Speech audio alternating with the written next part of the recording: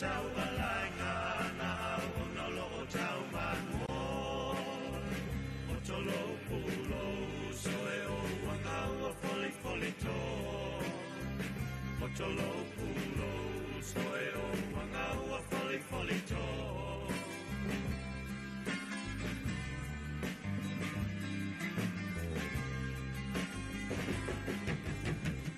I whasa sei na lo ngā whau e te leinoa le taimi o le tunga mau tula I mai e talia o le wala au o le atalili o le tangatau a la taona sau o le atalili o le tangatau a la taona sau I whasa sei na lo ngā whau e te leinoa le taimi o le tuna mau I mai e talia o le wala au o le atalii o le tangatau a la tauna sau o le atalii o le tangatau a la tauna sau Whamana tuae uauina O le tala lele e se leiloa e se le taliaina Te laulua fulu tau sakau tau alanga si toe aina O mai o le lolona olona a inga sa whaasaoina O mai o le lolona olona a inga sa whaasaoina Na o nau whamana tuae uauina O le tala lele e se leinoa e se le taliaina Te laulua fulu tau sakau tau alanga se toe aina O mai o le lolona olona a inga sa whaasaoina O mai o le lolona olona a inga sa whaasaoina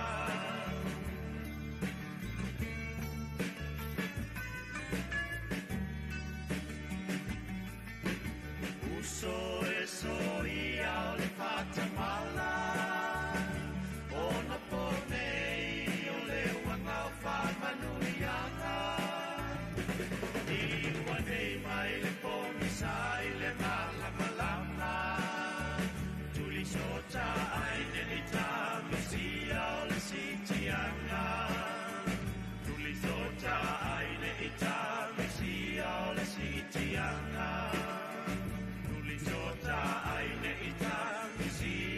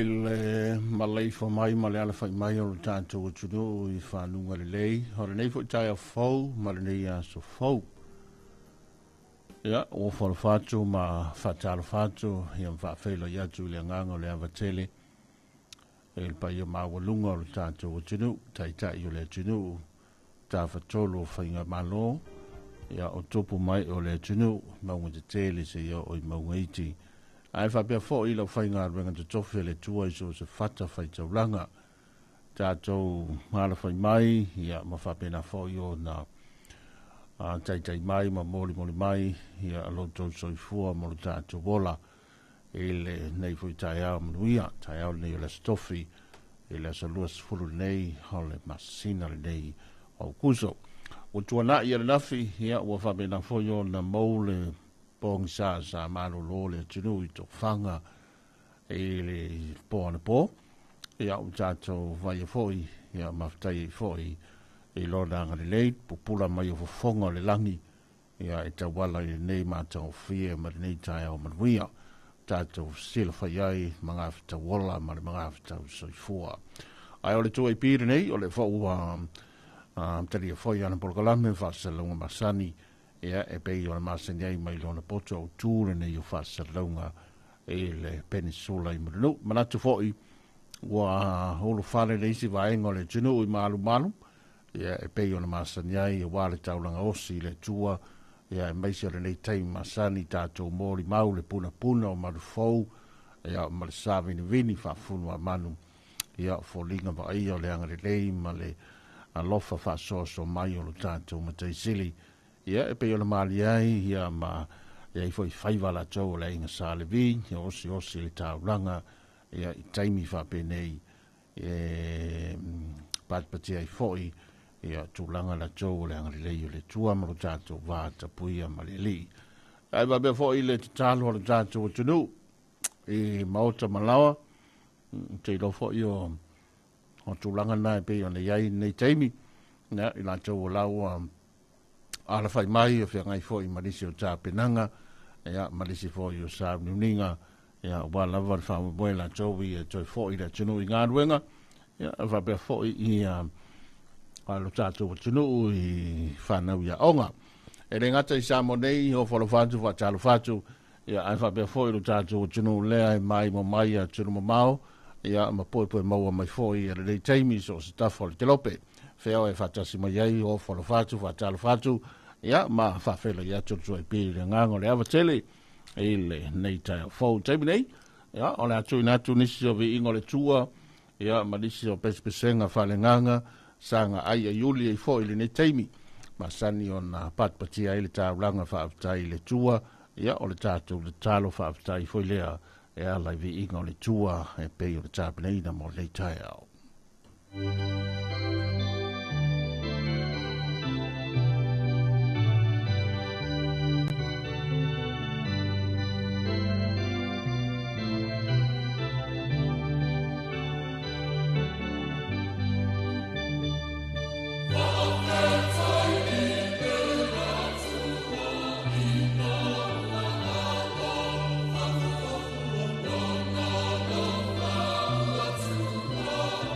Amen.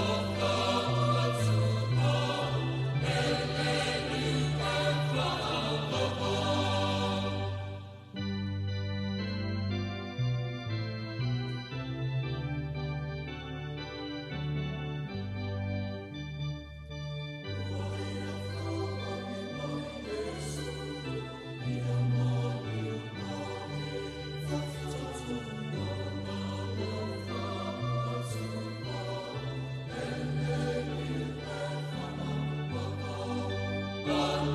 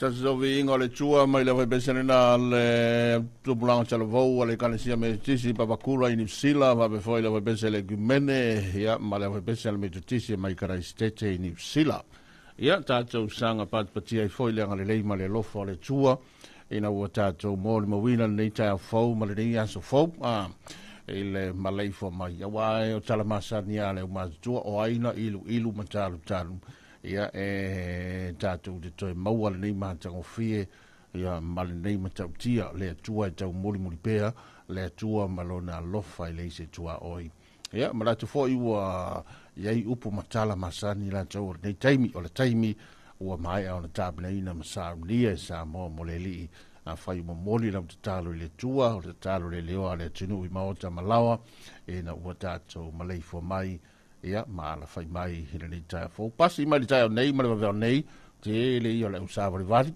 le koleni ia le utama mo ia o se ata vai foi le baleva na mai fo mai le sto tele pasi mai foi lunga le tele ia wa mi noi mai foi le tino va tu le tai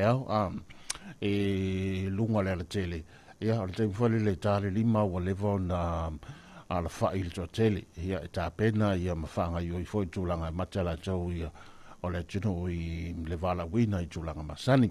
Ia eva bea foi o le basi mai nā i leisi vaenga ni nā maketi whangalei.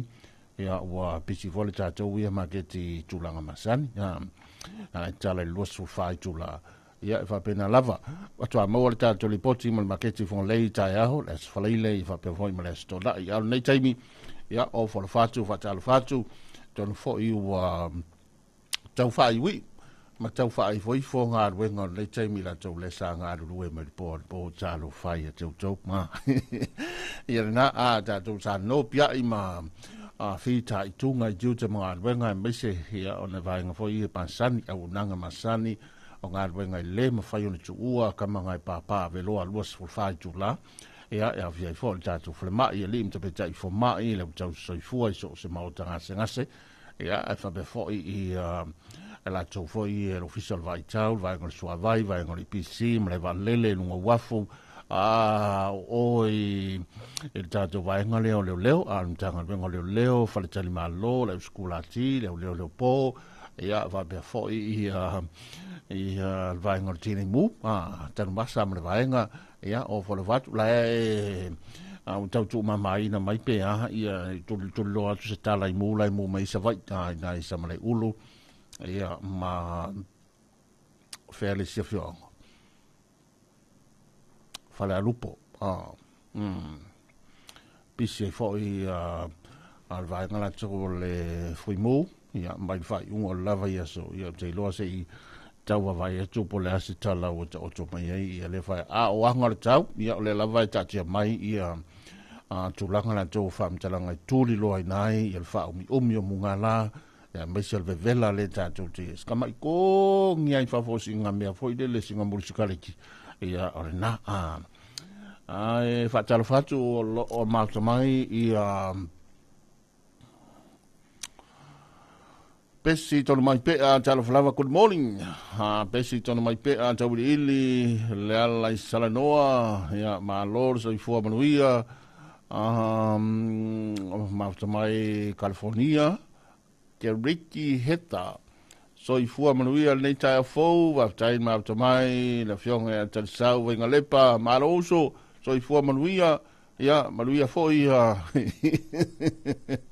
ka po yak ya le lei anga mai le fionga afitialo TJ ngalu ya maroso i fua manuia e le fa se mai o tele ya va be foi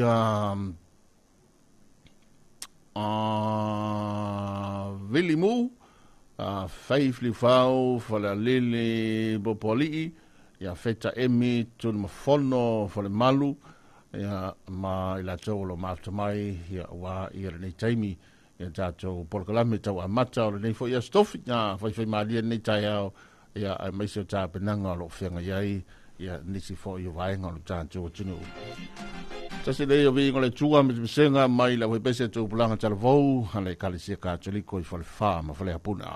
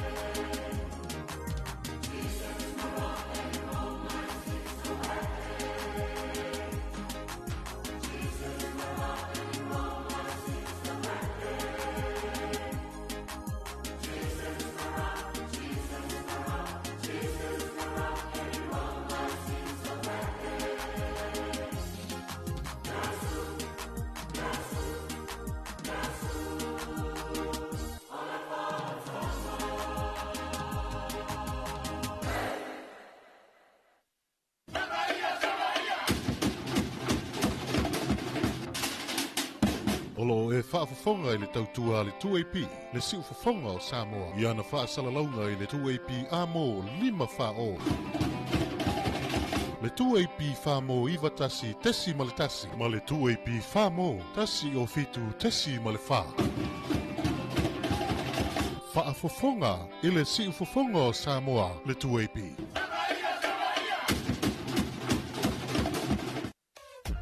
Wala leo numero tasi Samoa 2AP le si ufofongo Samoa wala au mai le vaenga le marketi mo sau whaala wiloa e fia whaia i se tau whaamali loto maua le whamama avenga mo oe malau bisinisi ua soo ai Samoa Amerika Samoa toke lau ma le lalolangi atoa ia na la leo a mo 5 whao whamo iwa tasi tesi ma le tasi iwa lua tesi ma le tasi o fitu tesi ma le wha wala au nei loa i le telefoni walu whaalua ono tasi fitu ma whaafesili mo le vaenga o whaalau iloa 2AP le si ufofongo Samoa numero tasi.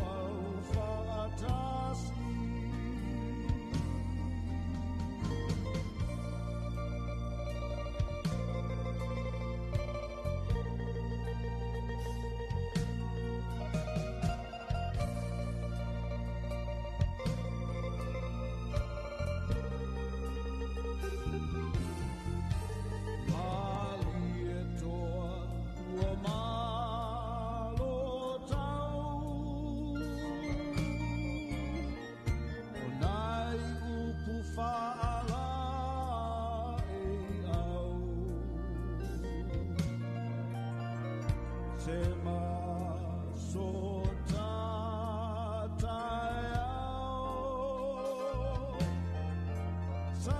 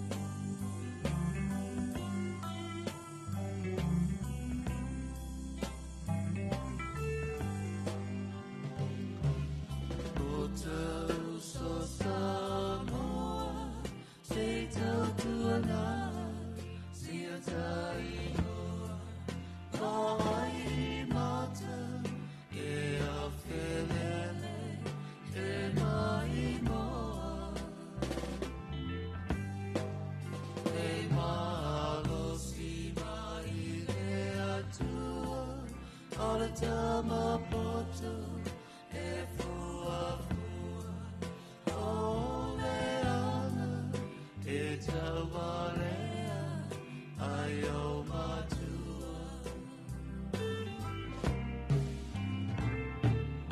ai whaano ano ai o lo wanganga a e ita uso tutuela ua e la vita vai mai o Samoa isi sifo e mativa ai ngalo ya oe oe lava wai palo maina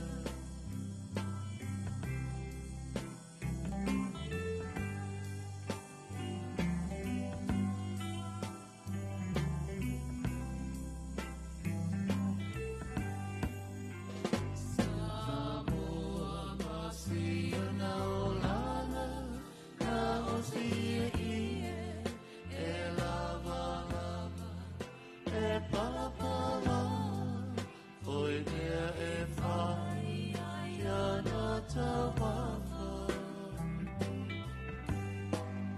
le ai le mea ai tuku apa e susuletira si ana tama tolu masina whawhangaloa i le mama ai sea e ala wanai tu suelo tau e ana mai petama i moa alele i o mai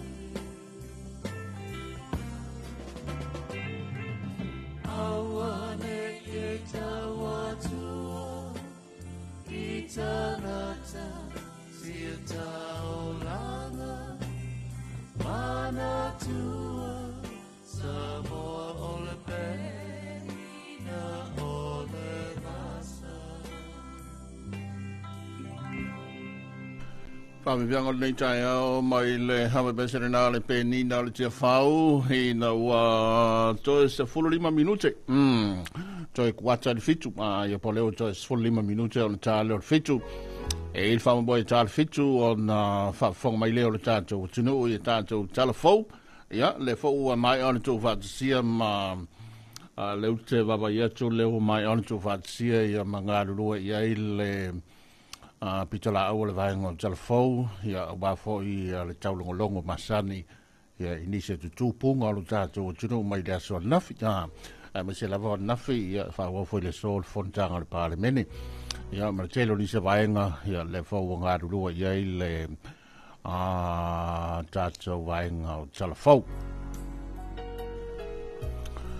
ia mai manatu te atu i le tūlanga lanto nisi o vi inga le tua ia bespesenga whalenganga o telefo ina tāwalunga ia matua ia nisi o sāwninga i maru malu ia e pei o le masani ai nisi o vaenga o le tātou o tunu e pei o taimi whapenei ia mai ala usu foi le isi vaenga i nisi o e kālesia ia e pati foi i le tua e tau bala i sāwninga i maru malu ia o se tatalo foi i le tunu e pei o le masani ai maota malawa e ina ua tātou toe hanga i mai fōre ni tai au fōu ia ole tau singa ia mali teita inga, mali pui puinga o lo tātou file mu e tūri lo pēa ia e lo tātou matai ma lo tātou atua sili ese ma lo so i fōmaruia, ma lo fōi folau ia ma lo le langi matafi lo tātou atunu ma lo fōi a fua i la ua maua e le ngata i Samonei ia mai se vole tātou tunu ma inga o lae ma futa mai tunu mamao ia ma le tātou tunu o lae ia whiwhion pāpā au so se tu ma so se tafo le te lope ho folo fatu, fatalo fatu, whawhela iatu ia te utau A fo ua mo se iputi la tau ia le tātou tino i nei, se malu tai aho ia whengai fo i mata penanga tau whana tinati pe whau whato pe tope fo ia sa ninga la tau ia o le tātou tino ia ele ngata o le toi fo i ngā ruenga ai whapea fo i ia le tūlanga la tau ia o le tātou tāpenaina fo i whanau ia onga. Good morning, tai amanuia ho whara whato ma Talofa ia ma lor se formania is from Joe Seu mai no oli America Samoa fatai wala mai fatai ma tamai so ngan Joe Seu ia nai ma tamai na ia America Samoa le territory ia va pe foi pesi tonu mai pe tabili ho fa Talofa lava good morning telenga talisau ma tamai ni psila ke le lopo sau ka sau so le pele so fu manuia nei ta fo he Ricky Heather va pe fo i le ala i sana loa le ala i sala noa besi tono mai pe ia va pe fo i fitialo DJ ngalu ia male to tele lo mau mai pe o le fionga ia malama tai so i fua manuia viti mau ia va bea foi fili maloata Ioane so i fua manuia fei fili fau faleli popoli ia feta emi tonu mafono fale malu so i fua manuia aswao va bea foi le fionga ia va fai pusa ia ela tau maro mai ia fa Talofa ia mau Talofa nei taimi ia foi mania ta penanga ta tino ia wala vai al famo mo la tau ia ngarwenga se tala mai le anta tu vai ngalinga tai tu i lo official vai tau ma se i va vai tu ai po le ale tu langa le mo savai le mo polu le so i ufitia se vaenga le langiao va be fo i nai timu e ono iai ni se vaenga le ai se fautuanga le fo se lapta inga ai mo sa va i le so e ufitia se vaenga le langiao va be fo i ia nai timu e ono iai ni se vaenga lo no winga tu sa le ia tala mo tatou tu mo nei ia ma le tala mo sa va i le ai se fautuanga le ai se lapta inga lo winga o se tau le lei o se tau mātango fie ia ma o se tau le a whaamama venga ia Samoa wa foi el folaunga la tau ia ma le tātou whainga malanga holiday foi a stofi tātou se atu nisi o tātou wa fianga ia ma lisi o pespesenga o leo to 4 minute on tā leo ni tūlai fitu tātou le liulei talfo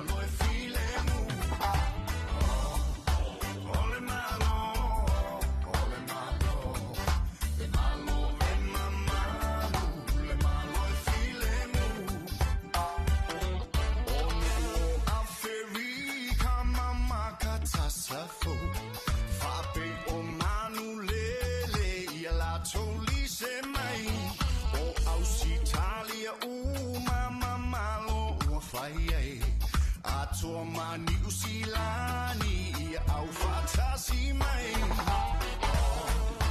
Ole malo Ole malo Le malo e mamanu Le malo e filemu Ole malo Ole malo Le malo e mamanu Le malo e filemu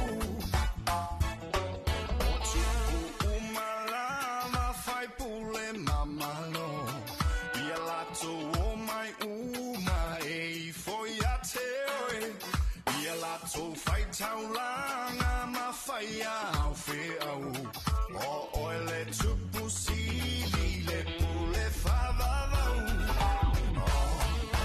ole malo ole malo le malo e mamalo le malo e filemu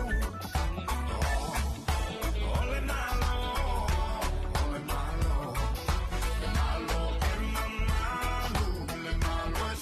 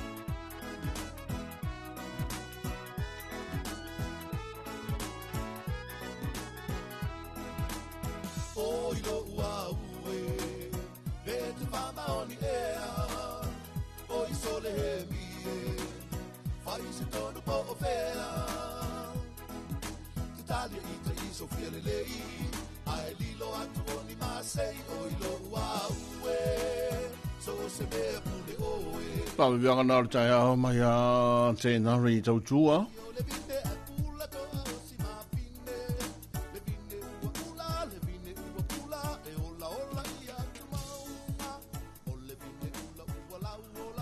O le taimi o le wati o le wata tolu minute on ta leo le July fitu ia mai al tātou wa whianga nei on whaafonga mai leo le tātou o tunu ia tātou talafou mai le vahenga o talafou o le Joy P.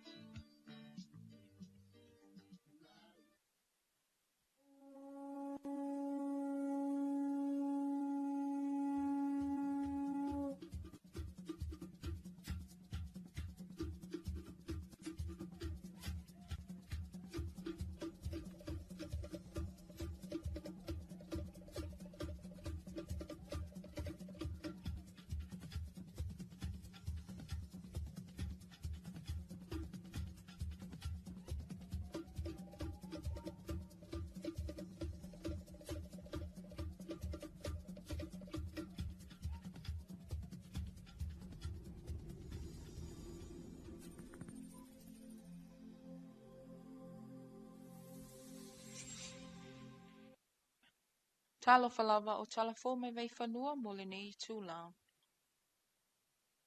E tele ni tūna inga, ua whatūlanga e tōwhinga o whionga ministala ka peneta, pape ai ministala langu, ili nau nauta inga le malo, ia maupopo pia na ngaluenga whaatino, au whanga solo ele atina e ino te mau a inga le atinuu. Ili whanutanga le palemene le nei vai aso, na sau no whapitoa le whionga le palemia, Sungal na aulil malia tole o te pula ta iwau fosi Schmidt. I fesuia ingo ta ita ingo matanga luenga.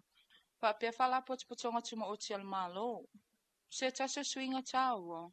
O le tofinga leo le fionga ya mulpola ana rosa ale molio. E ave masui pale mi o Samoa. Ina ua whaamuta le tofinga sa umie e toe lupe po munuku o ni semo.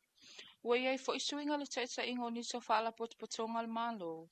E au fia i pulengo tine mum fala vlave tupu fafua sei. Le pulengo le fale Samoa ma olo a manu. Le komito skola sipi. Whapele pulengo le kasino matalonga fai tupe. O te whangaina fo ile nei awa no taua la ua whionga le whonga whetalai. O te whailo ia alo ia tuai le whafonga mai a Samoa. Mai se leo fia le nei pale mene le nei tai au. To e whetu na inga uma o tō whinga o kapeneta. O no tūlanga ua tūle mai. O manatu ai, tātou te whetu na imuni au. I le me siri na tala whengai. I le nei taimi a uauli ai le se fulu masina. Talu o na tūla i le whainga malo. O no tūlanga po i whasuia ingo i ungo whamasinonga. O to e whetu na iai le kapeneta e whapea. O whamaunia mai la se lus fuluono me lua fe lus fuluono. E whailonga alo ia ma le tōwhia o le fionga ia Honorable Muripola ana Rosa Ale Murio. E na te tau aveina le tofi sui pale mia se ia mai a le neino foinga. Ina ua mai ai le whamau ese o le fionga ia Honorable Tolupe wa au tele po murinuku o na semo o no whai unga al whamsinonga. Le so fo i leo tofi ai le fionga ia Honorable Te Apeato e vema ministal ka peneta na te tau aveina le mtanga luenga le fono o awhai tula fono ma le komisina o surfainga. Le so foi ua tofi ai le fionga ia tu ia pua fuatongi le toa e vema sui minister i le mtanga luenga o le fono o awhai tula fono ma le komisina o surfainga.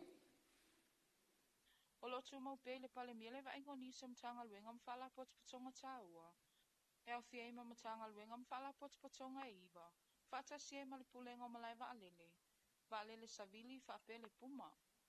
Wato fia fo iniso fai pule a vea ma minisa lango lango mo nei mtanga luenga. Fala pot potonga. Fata sie ma le tofinga. O paunga te o matavu itala le paunga. E fisosoani le sui pale mia. Ana po muli pola ana rosa ale molio. Ma feso la I a pulu tusi uputu inga mala. E lango le ministau ele mafuanga fanua. O nisi e whetunga ina matanga luenga whala potonga al malo. Mumua. Komisio ngā luenga al malo pisasi. Le atu inatu le fionga le sui palemia. Honorable Muripola Ana Rosa Ale Murio. O le komiti o le whaatulangana o totongi le malo. O le atau avelea e le fionga le sui palemia. Honorable Muripola Ana Rosa Ale Murio. Tolu. Ulenga o tine imu, ma whaawelawe tupu whaafosei fesa, la tau veina lea le fionga le minista o soifua maloloina, Honorable Va'awao Salu Ulofpo. Wha paputonga o metau fale, Samoa Housing Corporation, la tu inatu le minista o ainga, maanga psotai, Honorable Moe Whaawo, Julius Akui.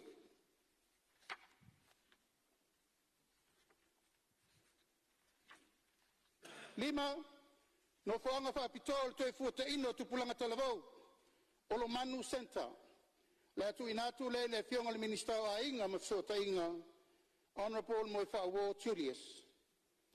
Ono, Committee Scholarship Committee, la tu inatu le minister a onga manganu, Honorable ai ono Aleki Ekeloma.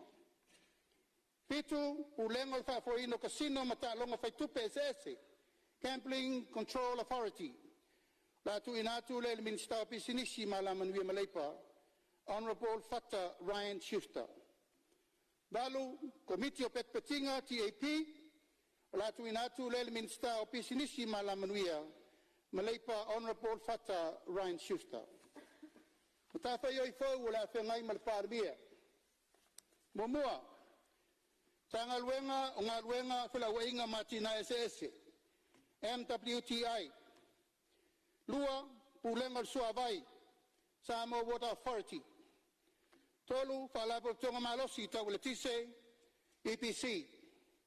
Fa, pulenga tau wafu, mataulanga, SPA. 5, whalapo tonga tau vaa Samoa Shipping Corporation. Ono, pulenga tau whilawa inga le lawelele, LTA. 7, company vaa Samoa maripi whala, sa. Palu, pulenga o mlaivalele, Airport Authority. Iva, company valele el Samoa Airways. O isim tafayoi, valele sabili, Civil Aviation.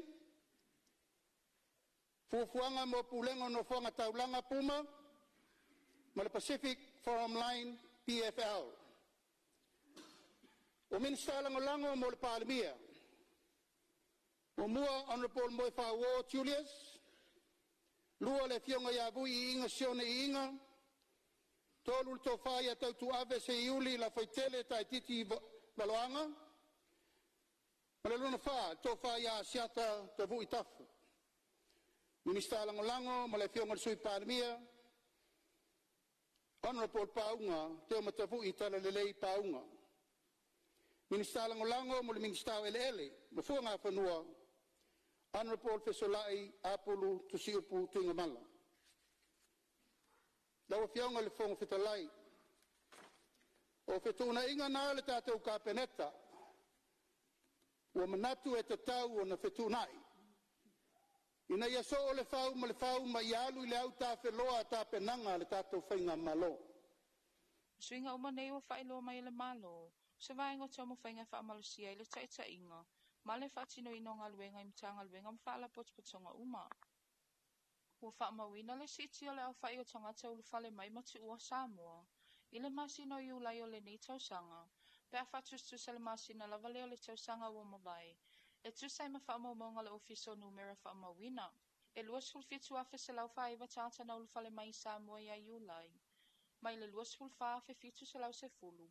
I le iulai o le lua olu o 5. E tusale ma le siti e lata le se fulu pasene. Mai le au whainga. E luas fulu afe valu se lau malvalu na malanga mai va alele. Ai ono se lau fitu whana taunu umai fe malanga inga i lunga le sami.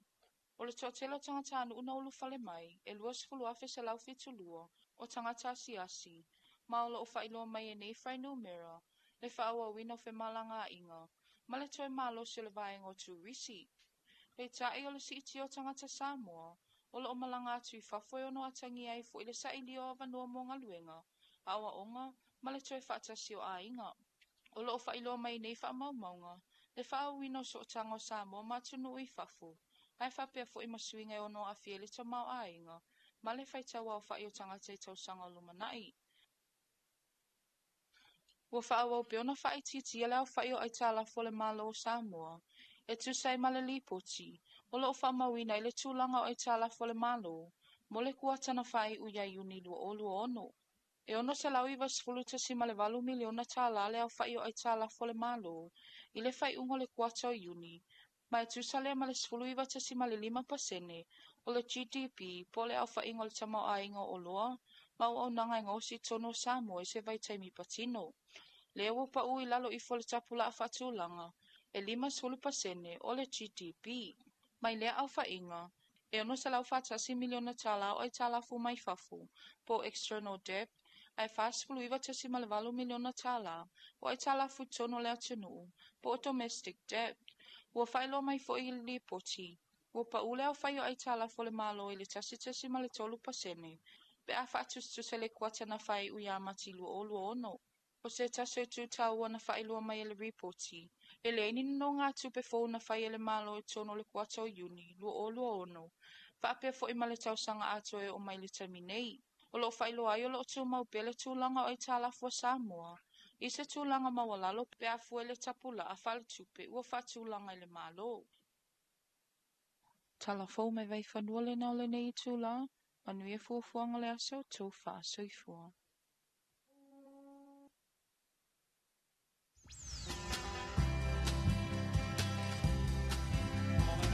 Talofa Samoa, it's your international son, Tonya Marciano, aka Samoa. Don't touch that dial. Keep it locked here on Radio 2AP, 540 AM. The sounds of Samoa.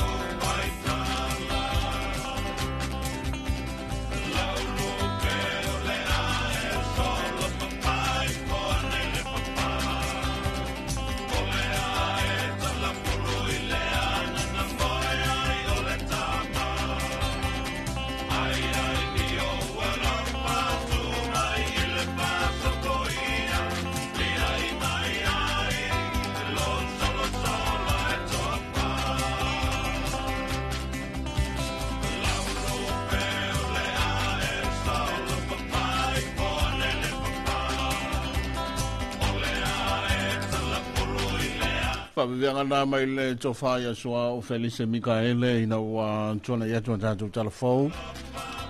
Kai pe una samnia ma fonga datu al vainga o telefou tama jau ia Fei Ferretti. Yo, le antoi fonga ipe atale valu ili tai o nei, tai masani o tātou telefou. Te teletonu wa usuru to tele, ia maua whapena fo i o na pisi mailunga le tele, mese le angai mai tona fo i o le tāu langa e pe i o le masani ai.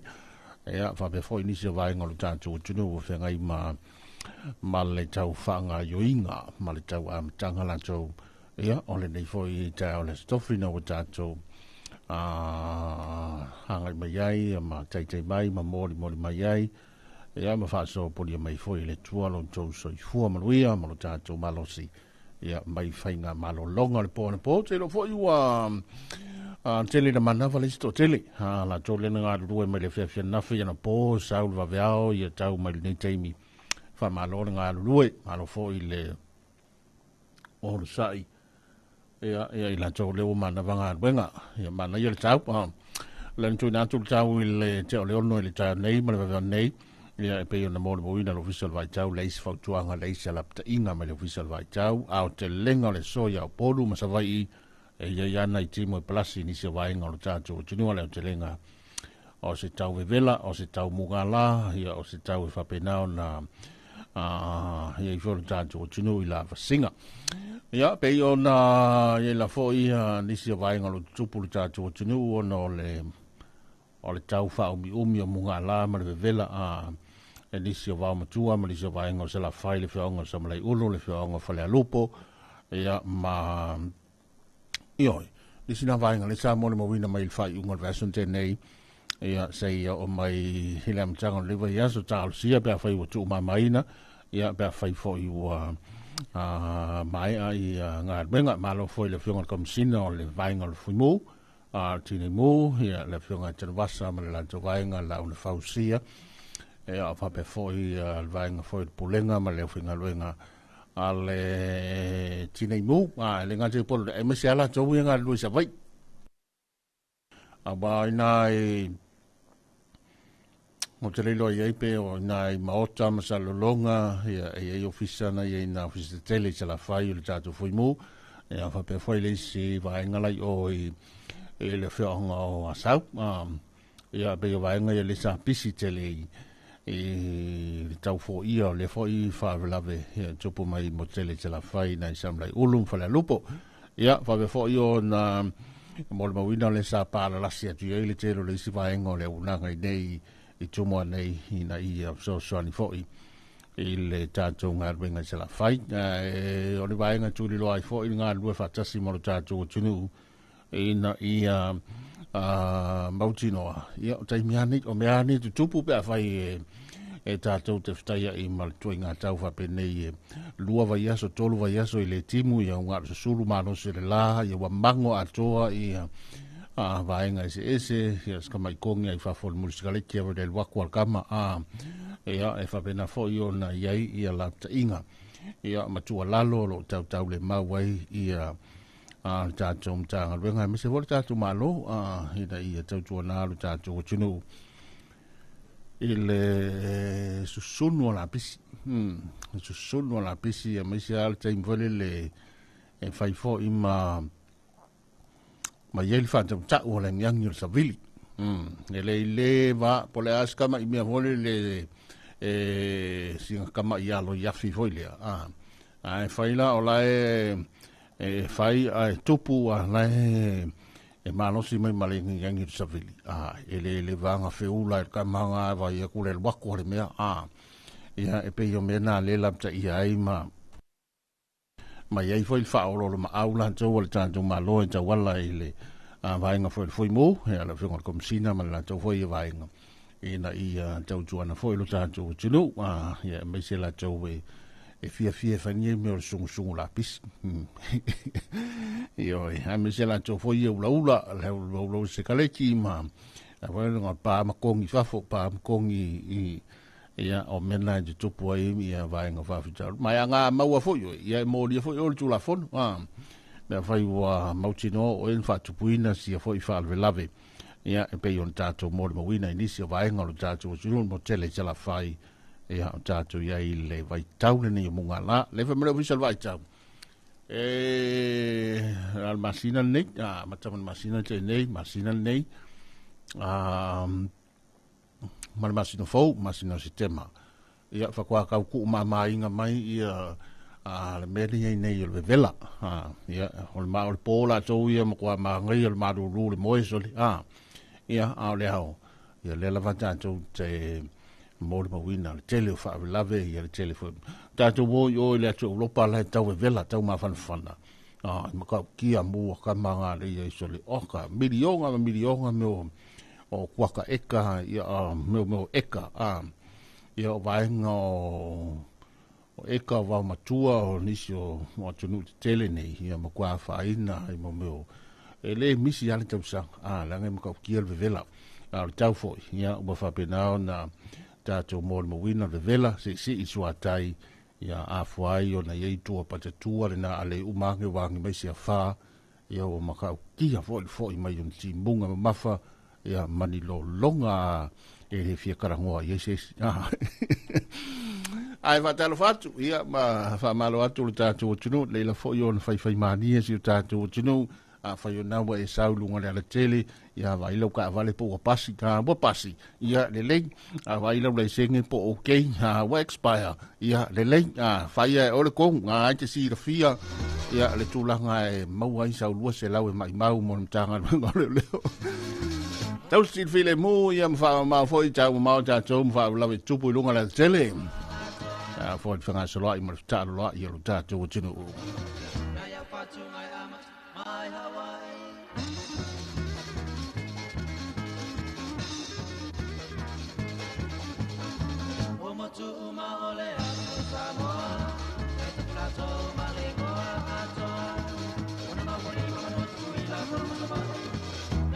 Tungai amat mai Hawaii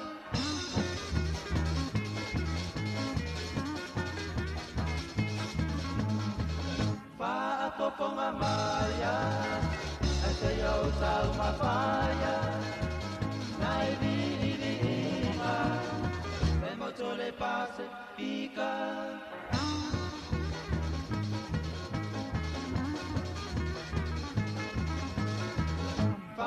Pokonga maya, asayo sa umapaya, nai di inga, omotole pase pika.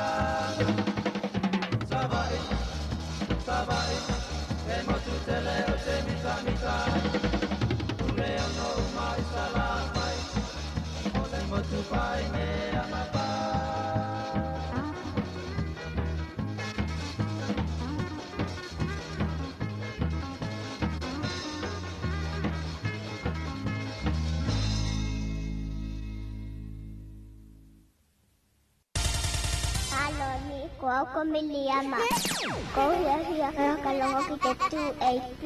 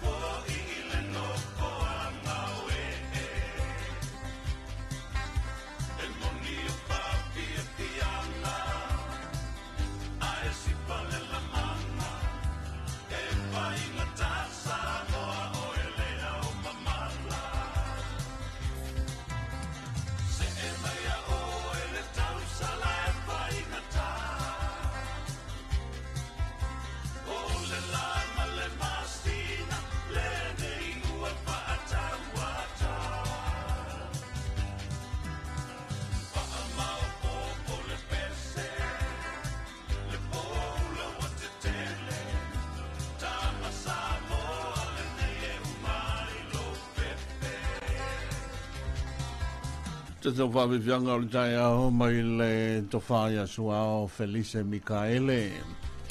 Ea, ma le pese le la se e mai oe le tau sala ma kua sua le aula pauka ma le aula pakaita.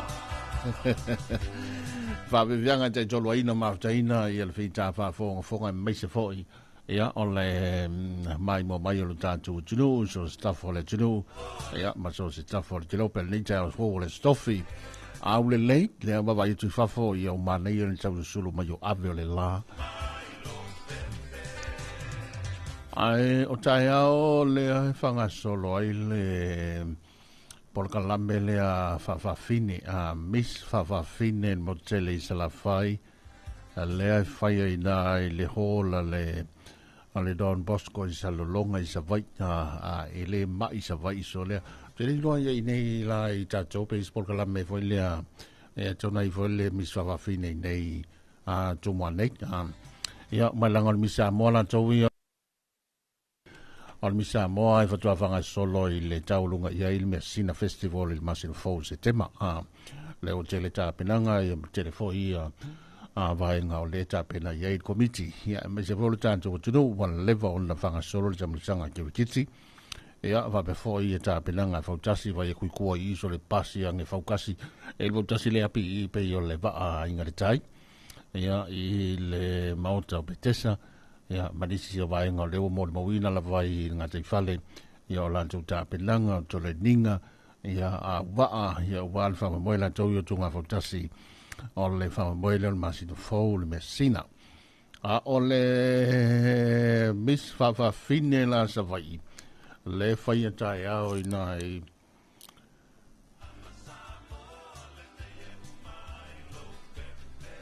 le whaia au nai le hola Don Bosco i toa lima.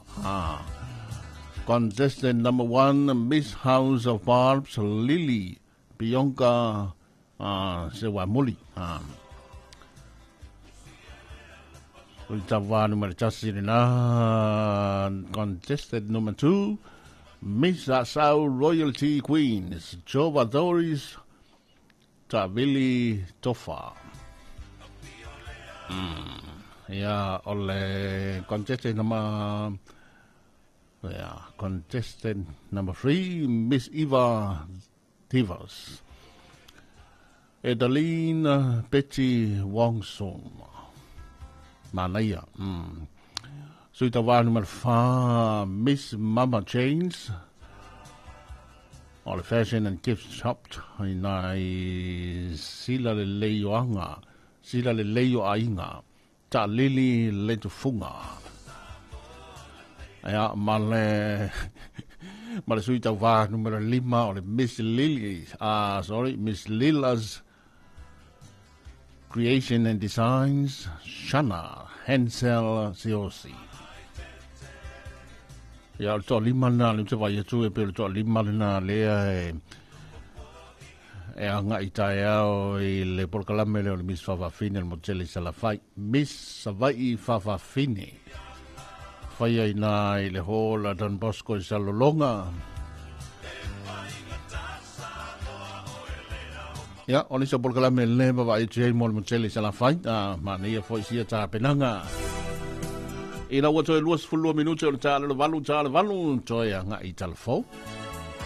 Le vai va lo moto o salafai.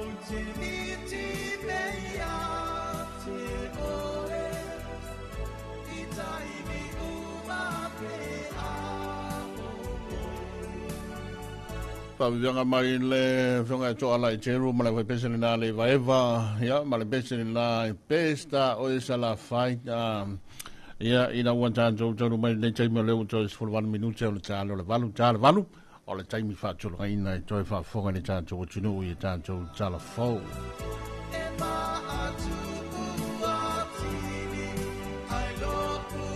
Fatara watu sunga le liwhea onga, le whionga le liwhea onga ia Sarah Mawia.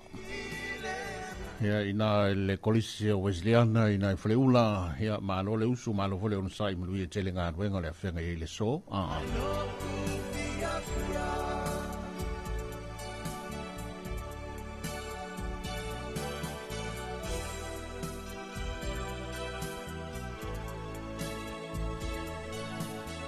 Ja, wape fo il to telo le tato mo tele se la fai kama le o mai fatar fatu taringa mai le longa ja por fatar fatu palauni ja me se fo io la tolo ma to mai mo tele se la fai ja ma tu e su tu mua ja ina se la fai ja wape fo tato pa anga masani ke lo wo su to tele ja me se fo ta penanga la to wale alle mato vai ngo foi le vai fatu anga vai ngo la to vai ngo la man tau foi mo to le munga la le vai ai so le ia ma lo le un sa pa bi fianga me le foi bese le rosa pa me le fianga no fo ali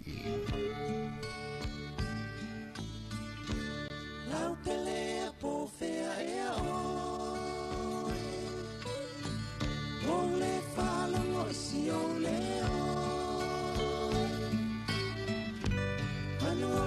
se tasangi mai Fetu e ole langi se sa ili mai E mana tua o yo ma fau fau Ile masani ngai so malava Laua mi ole sa o tiwai Malingi oro matapewa e tu mai Lau mama I no lima Marea soa ua o te wina Te pine whamau Lea ino uanganga E mana tuai Tamafutanga Ai sawia oyo le mana me Ola ualo fai tu mau pe Ele fanga loina ina uanga Ai ole a seuro si ova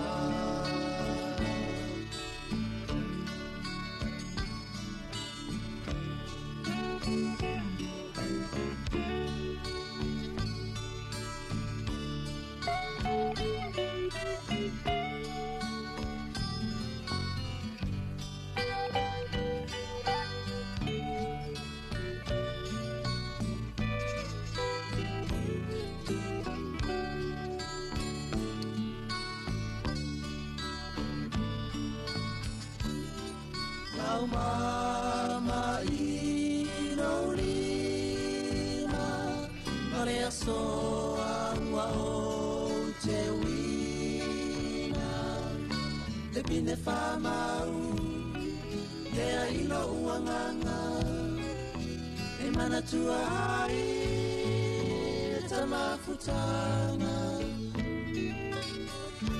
Ai sawia oyo le mana me Olo fai tu mau pe Ele fanga loina ina uanga Ai ole a se lo si ova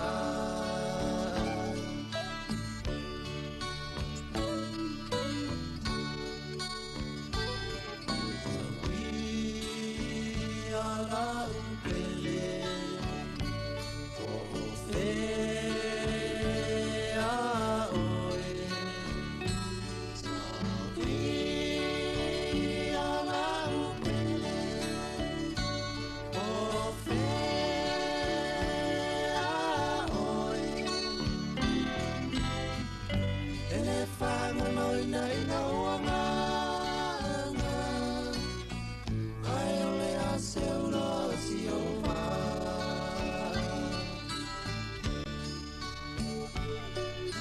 Pa via ma jongo fi mai la besen na le rosa mai pa mai le fi onga no fali ya ba foi le pa fonga le tato tuno hia mai mai le tato proclame le tato nei fa Talofa Samoa le a tele na uso tele na matani se tiu te magan benga tale valu le va fonga mai telefo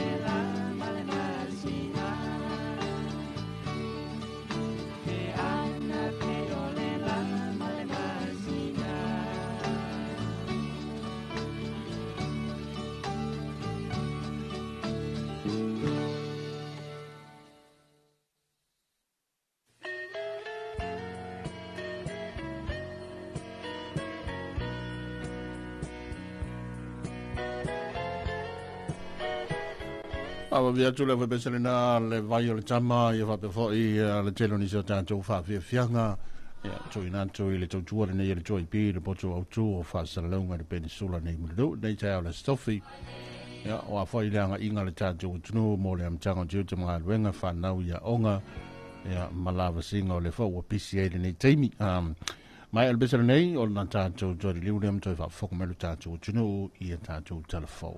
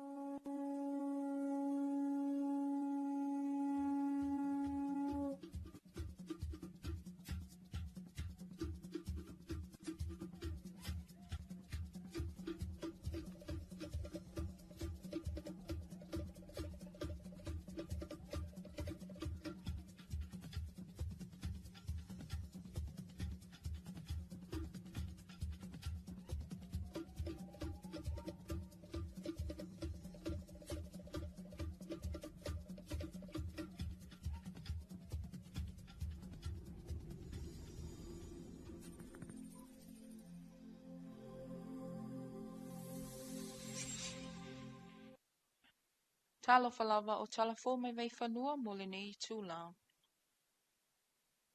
E tele ni tuna inga. Ufatulanga e tofinga o fionga minista le kapeneta. Pape ai minista langu. Ile nau ta inga le malo. Ia maupopo pea na ngaluenga whaatino. Au whanga solo ile atina e no te mau a inga le atinuu. Ile fontanga le palemene le nei vai aso. Na sau no whapitoa ile fionga le palemia. Sunga la aule le mali atua leo te pula ta iwao fosi Schmidt. I fesuia ingo ta ita ingo matanga luenga. Pape whala potonga tuma o te malo. Se tasa swinga taua. O le tofinga leo le fionga ya mulpola ana rosa ale molio. E ave masui palemi o Samoa. Ina ua whaamuta le tofinga sa umia e toe lupe po munuku o ni semo. Ua iai fo isuinga le taita ingo ni so whala potonga le malo. E au fia i pulengo tine mum whala lava tupu whafua sei. Le pulengo le whala Samoa ma olo a manu. Le komito skola sipi. Whapele pulengo le kasino matalonga whaitupe. O te whangaina fo ile nei awa no taua la ua fionga le whonga whetalai. O te whailoa ia alo ia atuai le whaafonga mai a Samoa. Ai mai se leo fia le nei pale mene le nei tai au. Toi whetu na inga uma o tō whinga o kapeneta. O no tūlanga ua tūlei mai. O manatu ai tātou te whetu na imuni au i le me siri na tala whengai. I le nei taimi a uauli ai le se fulu masina. Talu o na tūla i le whainga malo. O no tūlanga fo i whasuia ingo i ungo whaamsinonga. O toi whetu na iai le kapeneta e whapea. O whamaunia mai le aso lus fuluono me luafe lus fuluono. Le whailonga alo ia ma le tōwhia o le fionga ia Honorable Muripola ana Rosa Ale Murio. E na te taua veina le tofi sui pale mia se ia mai a le neino foinga. Ina ua mai ai le whamau ese o le fionga ia Honorable Tuelupe wa au tele po murinuku o na semo o no whai unga al whamsinonga. Le so foi le utofi ai le fionga ia Honorable Te Peato e vema ministerial kapeneta na te taua veina le mtanga luenga le fono ofa tu la fono ma le komsina o sulfainga. Le so foi le utofi ai le fionga ia tu ia pua fotongi le toa e vema sui minister ile mtanga luenga o le fono ofa tu la fono ma le komsina o sulfainga. O lotu mau pele pale miele wa ingo nisa mtanga luenga mfala potonga taua. E au fia ima mtanga luenga mfala potonga iwa. Fata sie ma le pulenga malai wa alele. Wa alele savili fa pele puma. Wato fia fo inisa fai pule ave ma minista lango mo nei mtanga luenga. Fala potonga. Fata sie ma le tofinga. O paunga te o matavu itala le paunga. E fsoswani le sui pale mia. Ona po mulipola ana Rosa Ale Molio. Ma feso la I a pulu tusi uputu inga mala. E lango le ministau ele mafuanga whanua. O nisi o whetunga ina matanga luenga whala potonga al malo. Mumua. Komisi o ngā luenga al malo pisa si. Le atu inatu le fionga sui panemia. Honorable Muripola Ana Rosa Ale Murio. O le komiti o whaatulangana o totongi le malo. O le atau ave lea e le fionga le sui panemia. Honorable Muripola Ana Rosa Ale Murio. Tolu. Ulenga o tine imu, ma whaabelawe tupa fosei fesa. Le atau veina lea le fionga le minister soi fua maloloina. Honorable Va'awao Salu Ulofpo. Wha potonga me tau whale, Samoa Housing Corporation. Le atu inatu le minister a inga, maanga psotai, Honorable Moi Whaawo, Julius Akui.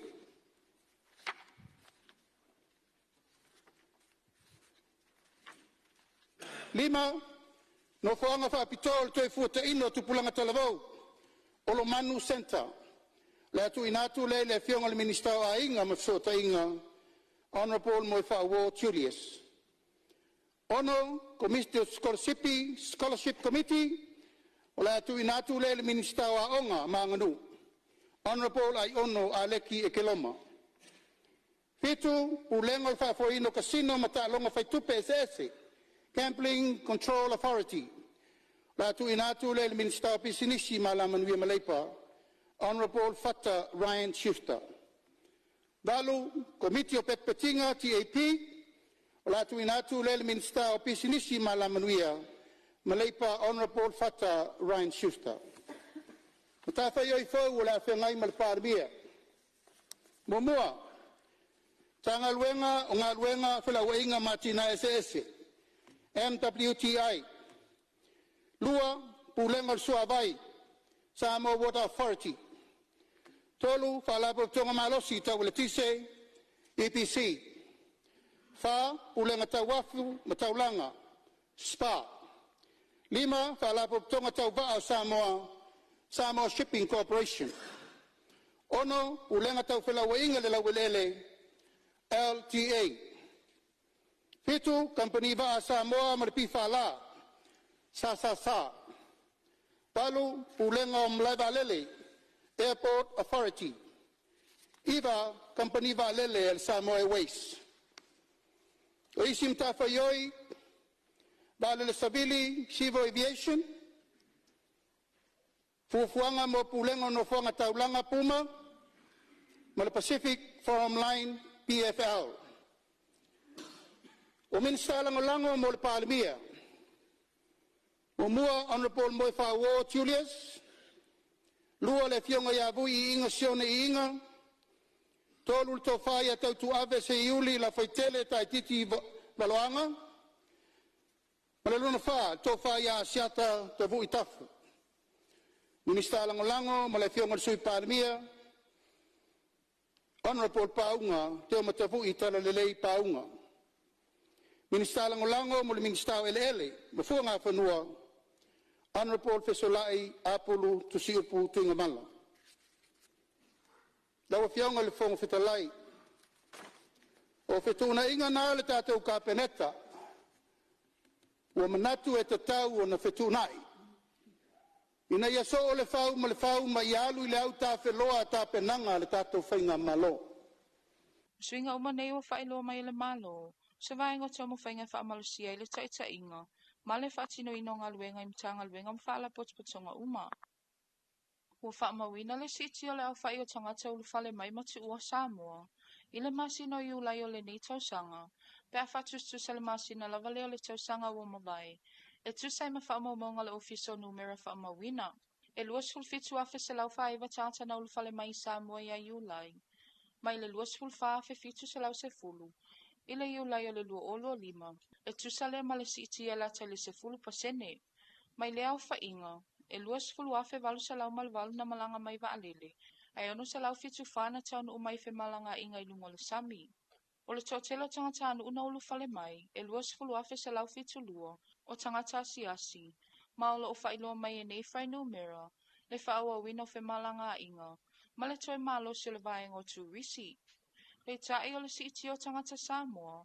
O le o malanga atu i whawhoi ono atangi ai fo i le sa ili o avanua mo ngā luenga. Awa onga, ma le toi whaatasi o a inga. O le o whailoa mai nei wha maunga. Le wha wino so o tango Samoa matunu i whafu. Ai whapea fo i masuinga e ono a fie le tamau a inga. Ma le whaitawa o whai o tangata i tausanga o lumanai. Ua whaawau pe ona whai titi ele au whai o aitala fo le malo o Samoa. E tu sai male lipoti. O le o whamawina i le tūlanga o aitala fo le malo. Mo le kuatana whai uia iuni lua o lua ono. E ono se lau iwa sfulu tasi male valu miliona tala le au whai o aitala fo le malo. I le whai ungo le kuata o iuni. Ma e tu sale male sfulu iwa tasi male 5% o le GDP po le au whai ingo le tamau a ingo o loa. Ma o nanga ingo si tono Samoa i se vai taimi patino. Le ua pa ui lalo i fo le tapula a whatulanga. E 5% o le GDP. Mai lea au whainga, e ono sa lau whatasi miliona tala o ai tala fu mai fafu, po external debt, ai whasfulu iwa tasi malevalu miliona tala, o ai tala fu tono lea tenu, po domestic debt, ua whailo mai fo i li poti, ua pa ule au whaio ai tala fo le malo i le tasi male tolu pasene, pe a whatustus se le kuatana whai uia mati lua o lua ono. O se taso i tu tau ana whailua mai ele ripoti. Ele ini no ngā tupe fōu na whai ele malo i tono le kuato iuni, lua o ono. Whapea fo i male tau sanga atoe o mai le taminei. O lo whailua ai o lo tu mau pele tūlanga o i tāla fua Samoa. I se tūlanga mawalalo pe a fua ele tapula a whale tupe ua wha tūlanga ele malo. Talafou mai vai whanua le nao le nei tū la, manui e fuafuanga le aso tō wha soifua.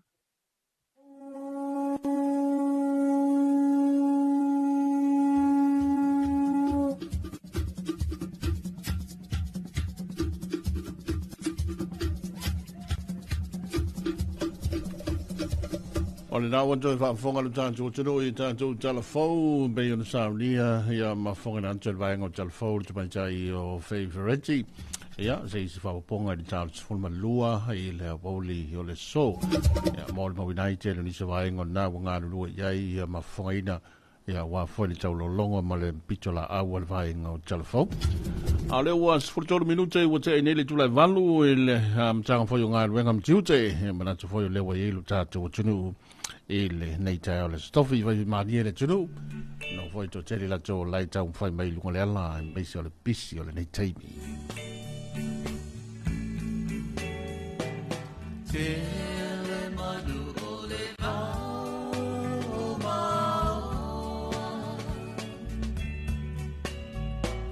tele ia o ia le vasalo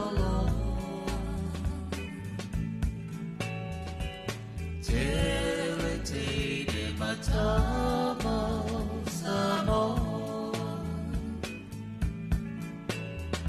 Aole anganu o Samoa te leva ololo Mai mau pe ana tui fo itua ole lalolani Tui te patasi Samoa Namasani Alofa le tasi fela lola lomai Aolei alava male faali fusia na tausami Si auti lava ile tae au fai maali Peaini falawa mani pata poni pulini Nao si pepe ina iai pose miti Se koko samo pose lau moni e fasuiti Le fai tunu pa Yang walau fa'abaisu O eleo kamasina ulu uatulu Afe ele baiti polo poseniu Leta folo pea e puea ile malu Samoa to do Pele no joy Je bibi te hai a te noi Ma I mau Wanai whanu Tau Sophia Tau mo tu le ane to e vaya Tele manu o le ma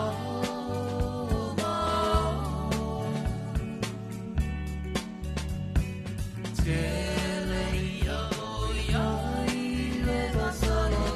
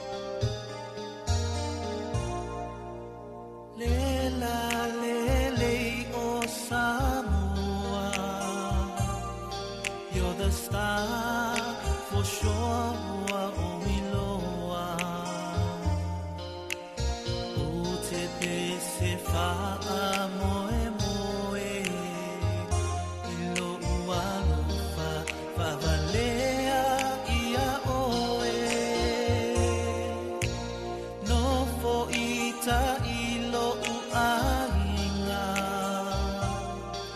aile ngalo oe yo fallinga I love you truly my dear forevermore o lo fia fia ta te musu e ta ulo suafa male pisa vale o tangata ai tu upea ilo anana you're the star of Samoa beautiful red hibiscus I've admired you right from the start beautiful red hibiscus you're the flower of my heart ta te musu e ta ulo suafa male pisa vale o tangata ai tu upea ilo anana you're the star of Samoa beautiful red hibiscus I've admired you right from the start beautiful red hibiscus you're the flower of my heart beautiful red hibiscus you're the flower of my heart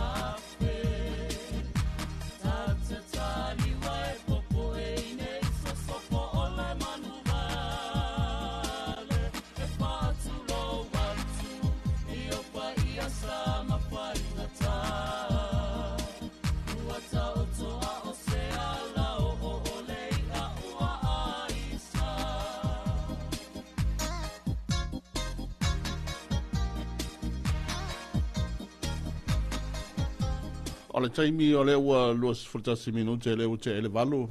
Ele nei foi vai ngau tātou whaasira leunga, vai me foi le whaafonga ia male mai mo mai pēa lo tātou o tinu, i porokalame masani, mwhaasira leunga masani, ia o tātou iei le matanga foi lantou ia o tiu te mga adwenga, e manatu foi, ia o le telena vai ngariwa matanga adwenga wale ute ale valu. Me se pisi nisi o kambani, ia o whala patutonga foi ia matari tā ale valu.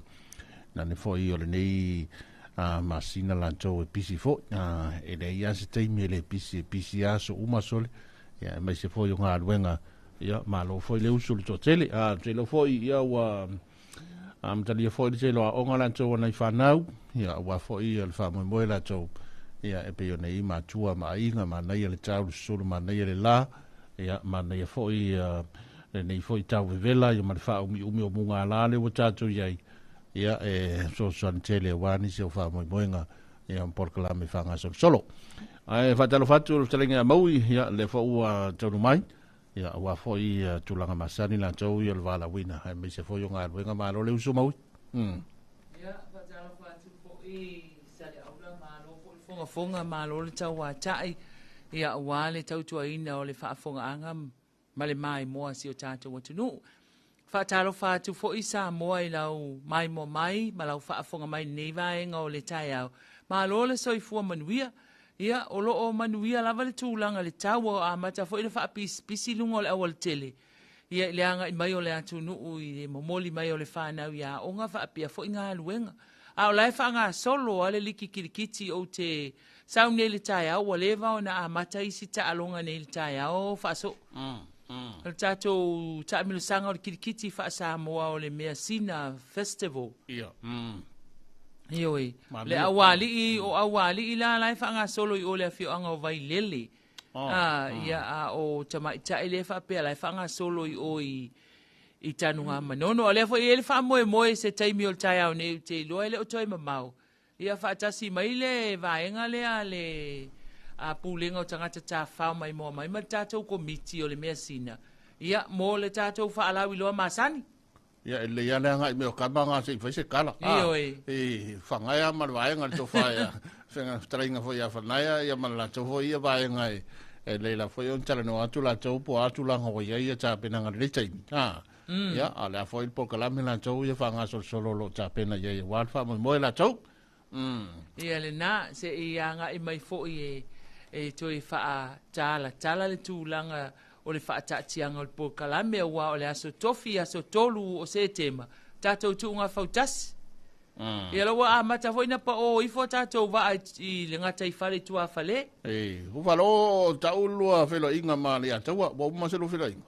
O le aso e whai ele ma talnoanga ma le sunga ia le ia taua o le kapeteni ma le whai a onga o le tātou sālea mai o i whale umanono o le telefoni o le vainu. E hoi kamanga whai ala ko kala kauru i do i whai he e kai pe au meo fusuanga. E ni a kose waka misanga makalonga. E ruma enga. E ni a kose lima mi uke a kukolo soe. O te leilo ala i le sālea sa e tāpua i ai whaso o peto e alu le neitu unga. Pea o le alu le makoa. Ia kasi o mea langa o le sāanga mō meo spuni. O le tu unga lea. Ia o le toi la langa mai o mō mea o foi Samoa. Ia langa o tātou Mea Sina ia e. O tātou tūmanga nu. Tele ta longa sole tele ia por kalame o le tātou vai asole o le Mesina. Tele o por kalame. Ioi, tele por kalame to ila langa mai le tele o ta alonga wha Samoa wha aleanga nuu. Ia o tātou wha angatama le tai o kirikiti. O le tele ala vai ngai wha atino i lumama ota o le malo i matangi ala lua. Ia mawhale Samoa la le pūlenga o tangata tā whaula i o i matangi ala lua. Ia ae se i vanganala le kirikiti o tuana i mato lea e whaatino ai ia sa ilinga siampini o le tālonga kirikiti le nava yaso. Ia, te lo risina vaenga i le whaafonga mai o le tātou o tinu. Ona vaenga o lea e tapena tu e le tātou malo, ia mai se fo i o le vaenga lea o le masino fau, le masino se tema. Ia, o se taimi fo i e terena pisi, ia mata penanga o lo o a ta pena yele to tele wa ka penga fo ye ni so o nga lai fa fia ta pena ye ni so nu ma fio o nga la fo ye e o mai me fo yo fa fia nga pese fa le nga nu ya o me uma fa pena yo ke le roi po ka penga me se inga ve a po se wa o ka longa sa mo fo le inga ve nga mo wa ko lu o le sko inga la ye ka min nge era sa o meo inga vea mai meo sei ponga ivi e sa o no pe kelo ya o eli faso mai wanga sa o fo kamanga sa o fo yor ko inga sa o fo yor ko inga ya na sa ya ta to lipot el maketi mo ma le sto na i wa pe o vai ngana le utu ye ioi ta ya lipo tel marketi e se tato wasia fo tato marketi funga le ia i mo meo fua fa ele anga le mamalu le au fai fa to anga tele le ta amu tele le au fai ia po o tu mau pe na tu langa nei foi vai aso ia tato anga i tato va fianga ia so mai ia tato fa wa le taimi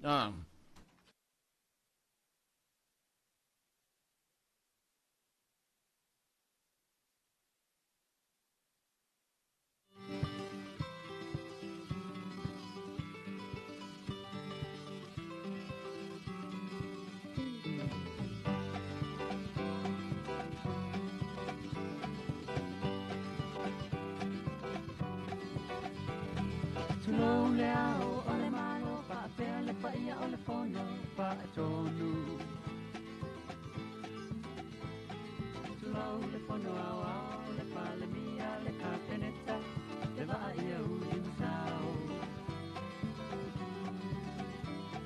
tulo le pa ia Samoa ua pia mai le sole kua ona mua o le atunu una tua malo sale tua le tau iaso Musue iwaya tuila sami papa na tavili pisi pisi la lani Talofa isi atunu eleni au penga na Musue iwaya tuila sami papa na tavili pisi pisi la lani Talofa isi atunu eleni au penga na Tanu kovana Riti sone iwai lima pule Samoa pa atita fita Tupulo ole mau te siva luona se vai na una ese e pa moi loto A ole tau sanga sili ona whangata ta siva lua i vale tau sanga pusa Namastoe ai tama sese matamalite Ile ala pena i makilisi Musue iwaya tuila sami papa na tavili pisi sila lani Talofa isi atunu eleni au penga na Musue iwaya tuila sami papa na tavili pisi sila lani Talofa isi atunu eleni au penga na Ele ifai ngopi ele ala ile sa ono tonga awa atua ana ua makolonga Savata pule matu moitu awala tawa maleto ole tua Aina malatu tama o tama po ima aina Malia to masatu pua ua malo pai le pai va Ua mate ia nei le tupua Na polonga i tato atua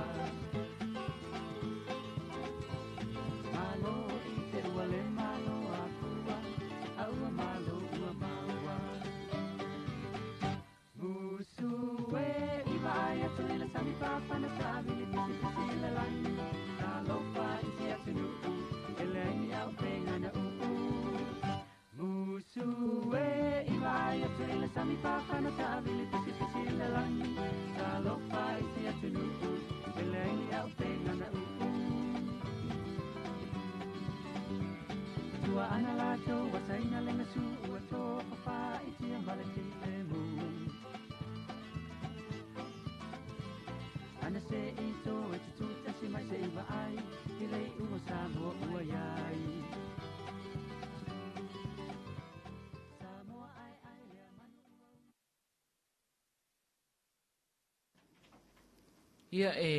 Ia fia e toi whaafelo i atu i le mai mua whaafonga mai o le tātou atunuu i le nei fo i tae au ma lo lava le soifua ia manatu o lo manuia le anga i mai o le tātou atunuu le amatalia o ngā luenga matiu te o le nei fo i aso tofi o le aso luas fulu le nei o le masina o au kuso lua fe luas fulu maleono.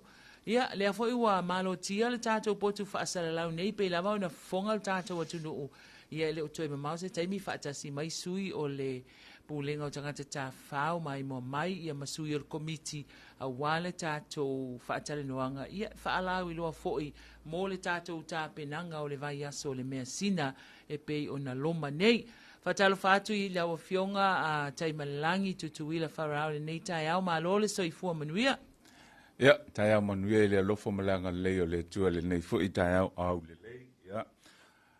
Whaftai mo le whatalofa mātongo fia whaftai fo mo le tātou po kalame wha nofo file mua le tai au la stofia ia wai pe ia le maitau watu le tai au nei o maa ngai a le kau o au le lei ilo nuinga le tauna ia ini ngā se mantula whapena ia whaftai mo le tātou whatalofa ia whatalofa atu fo le pa ia man malu le tātou atunu whafongfong mai nei tai au mātongo fia ia ia le lofo le tio tātou le nei aso fo.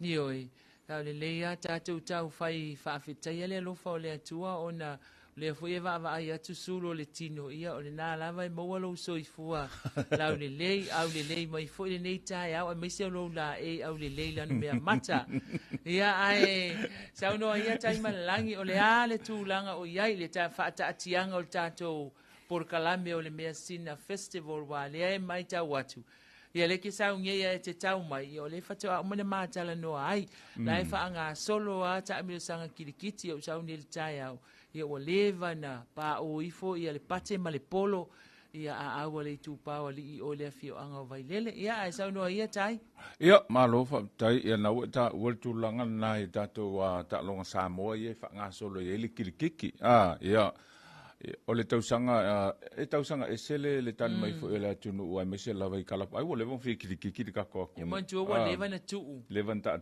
ia ele tu o fo ile ai on le yo inga ko tournaments fa wow ia tournaments ai le tele ia o le la o mai tau atu ia o leva na amata le liki le mo polu o la songa fu va son nei le na tala ia ile liki mo tele sala fai mantua fo ila maui mal fa fonga mai le tato atu o kiki lava ia e faile tamile sanga ia mo sava faile tamile sanga I polu nei ia fili mai le top 4 sava I mal top 4 polu io aula e valu o la fa peona sa ilele sa ilinga sempini o ta long kiki Samoa ia mo tato po kalamele o fa linga o mesina nei tau sanga so le aula man malo mai le tu pa li ma toma ta nei tau sanga ia o e o fa ta silitala fa sol pito nei fa mo a wa tau sanga mo nei wo su ye le ngol tato po kalame ile mesina so ma mafala ta penanga na ia tato au kiti e fa nga ye ina ia mafaiona mau e tonu tal fa sol pito fo ile o le wa mesina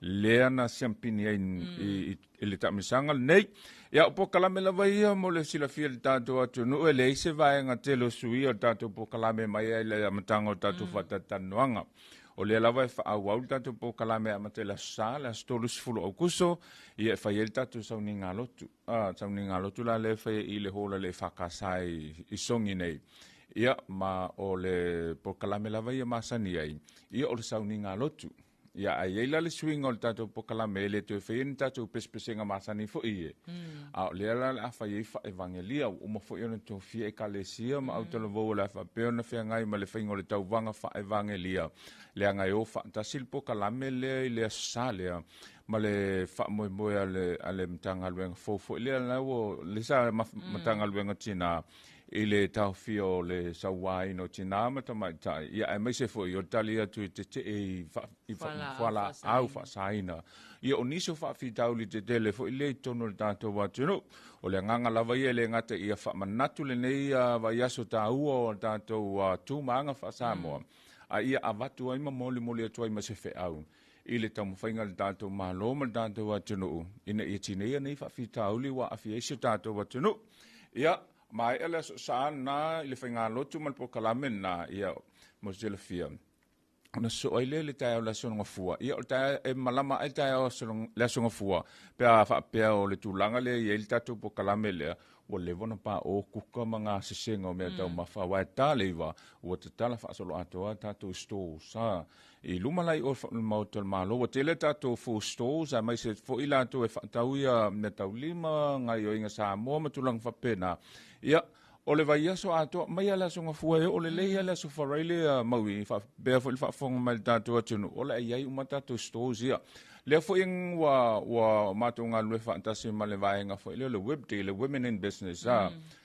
o la to la ia wa o le a malosia le au mai ai o me tau mafa Samoa so a tangtanga ila iai maui o tele ese ia tau mafa le a mau vai so le na papakiu po le falai moa fish and chips no tulang fa pena ia tau mafa Samoa mau o tau mafa Samoa awa o mantu fo le web day wala wi lo la to market e fai so o ai masina mai le tulanga le o me ai Samoa tato va ai le pisua o le fa ausi o vahenga o mana ia tarsia mau ai male o tonu fo ile masani ona tau mafalta to ia so me ai Samoa lava ia vahenga o mana o le fe ngai male tato vaenga le web te pa ole a mau uma o ene MC ia vaenga taua wa ole tu langa la vai tam fai ai ia pe ona fa mafa mai le au tu tatou po kalame nei tau sanga ole fa mana tuina o fa tu funganga ma le tatou wanga no ia wow fi o mai ai me sina Samoa